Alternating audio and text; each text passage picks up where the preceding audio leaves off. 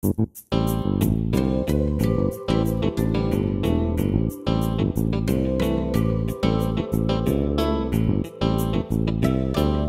morning, Hoosiers, and welcome to Times News 24/7, brought to you by the Times Online in living color from the Times studio. I'm Stu Clampett with your top headlines for Friday, April 22nd, 2011. Today's news is brought to you in part by the Indiana Poison Center. Children act fast, so do poisons. Call the Indiana Poison Center at 1-800-222-1222 for poison prevention tips and treatment advice provided free 24 hours a day. In our top story today, residents of Hamilton County and Noblesville had double public safety coverage leadership on Thursday as youth in the Boys and Girls Club of Noblesville took part in Youth in Government Day, a chance for them to see what goes on behind the scenes and into a day for various officials. Youth in Government Day is a program the Boys and Girls Club has facilitated for many years with members, quote, elected by their peers to city and county offices. Quote, the elections and the Youth in Government Day give our members not only the opportunity to get an inside look at government, but it allows our youth to see that they can do anything they put their hearts and minds to. That's according to Abigail Stutzman with the Boys and Girls Club in Noblesville. She said the experience wouldn't be possible without the support from elected officials. In other news, the Hamilton East Public Library has recently acquired a significant collection of drawings and oil paintings related to both Noblesville history and history of American art.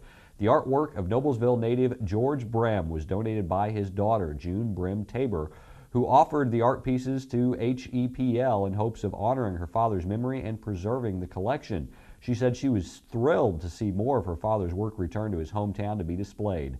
The library is currently seeking donations of both money and talent to help clean, restore, and display the Brem pieces. Those interested in donating toward this effort should seek more information about this collection at 770-3222. The public is invited to the 7th Annual Mayor's Prayer Breakfast hosted by Noblesville Mayor John Ditzler. This year starting at 7 a.m. on May 5th at the White River Christian Church at 1685 North 10th Street in Noblesville. The program is an ecumenical and non-denominational prayer and worship service followed by breakfast and the testimony. This year's testimony will be given by seminarian Terry Ditzler. Tickets are $15 per person or table of 8 for $125.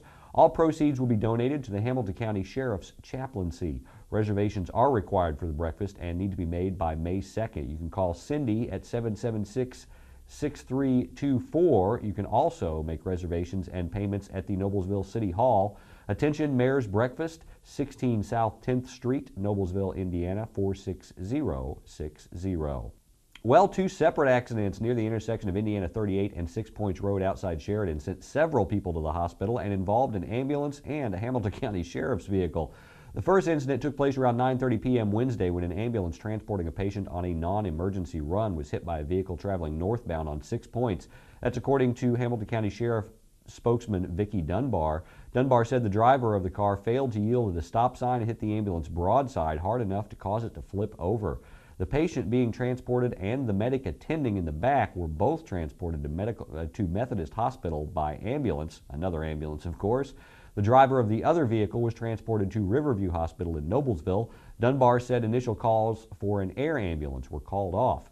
Well, the Hamilton County Sheriff's deputies closed off the intersection for the investigation and cleanup, which led to the second accident. Dunbar said a deputy had pulled the vehicle across the road with lights running and had been there for a while when a vehicle approached.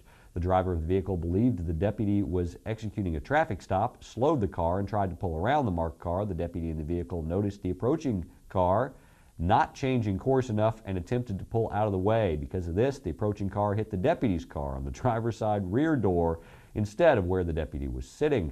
Dunbar said the deputy was treated and released. The driver of the other car signed a statement refusing further medical care. In the span of 5 questions, 2 candidates running for Westfield Clerk-Treasurer did their best to distinguish themselves while at the same time emphasizing just what made them the better choice for voters when casting ballots in May. Incumbent Cindy Gossard and challenger Ken Kingshill spoke Wednesday night at the Westfield City Hall during a debate sponsored by the Westfield Chamber of Commerce, laying out the changes they would make to better benefit the city. You can read about that debate in today's Times. Sports and local weather with Paul Poteet in Studio B. They're both up next. Is that thing getting closer? Look how high that thing's going. Look out there. Look at the debris. Give me the camera. No, just drive. I've got it. Zoom in. I can't believe this is happening. Oh, the size of that thing.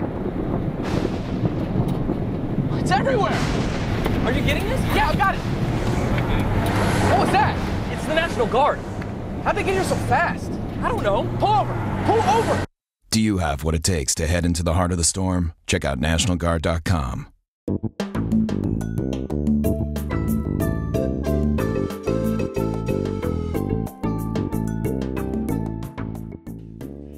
Time for your weekend weather in Hamilton County. I'm Indiana's weatherman, meteorologist Paul Poteet from Studio B, and sponsored by the Goddard School of Noblesville.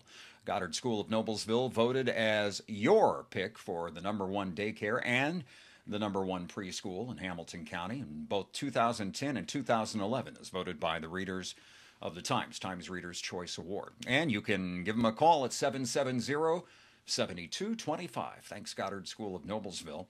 Bringing you the story on the showers, and they're coming back again into central Indiana, so I hope you had a chance to get your lawn work done yesterday or clean up and reboot. You may be able to get out again tomorrow. I'm a little more optimistic about the forecast now on Saturday. It's not going to be an all-day rain. It doesn't look like then.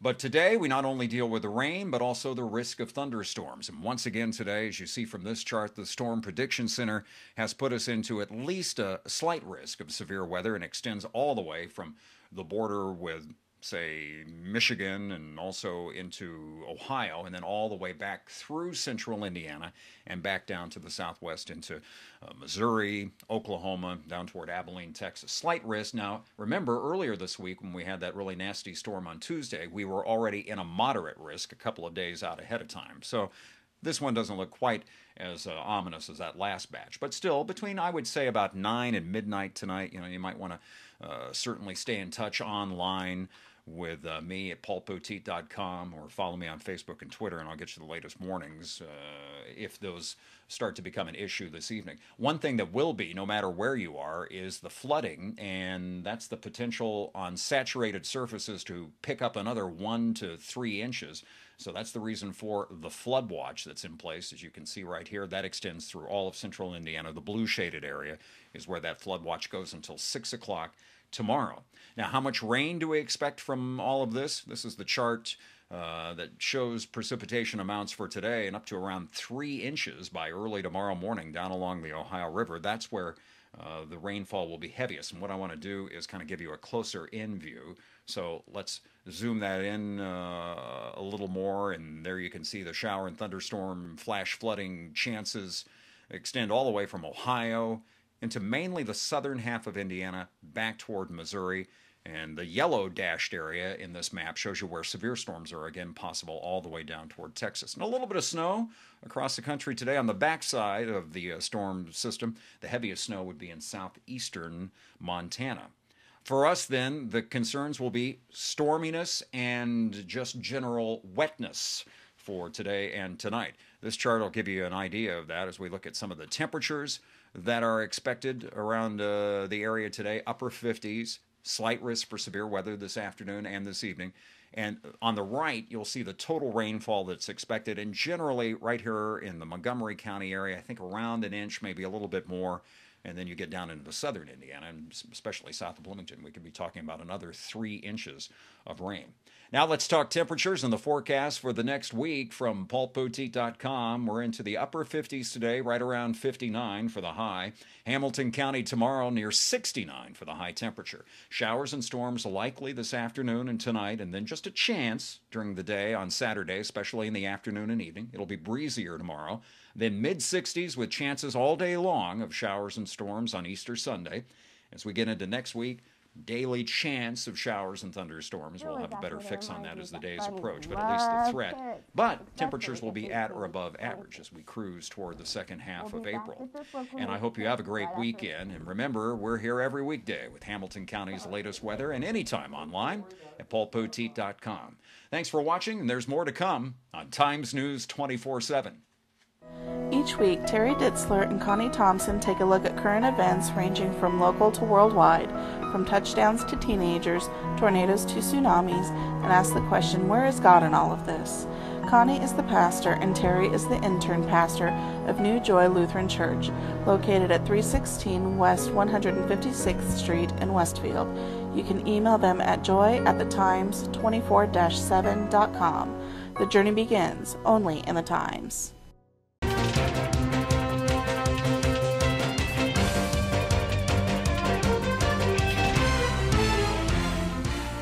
Noblesville moved to 3-0 on the year and kept pace with Hamilton Southeastern at the top of the Hoosier Crossroads Conference with an 8-0 softball win over Fishers Thursday afternoon. The Millers, 7-0 overall, will begin a big week on Tuesday with an HCC trip to Avon, and then will host Pendleton Heights on Thursday and host the Miller Invitational on Saturday.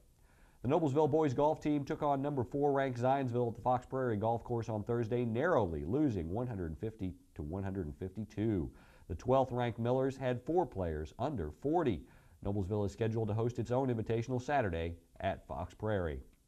Meanwhile, Hamilton Heights stayed unbeaten for the season Thursday, defeating Clinton Prairie 177 to 189 at the Fox Prairie Golf Course to move to 5-0 for the year. The Huskies travel to Chippendale Golf Course Wednesday to play Taylor.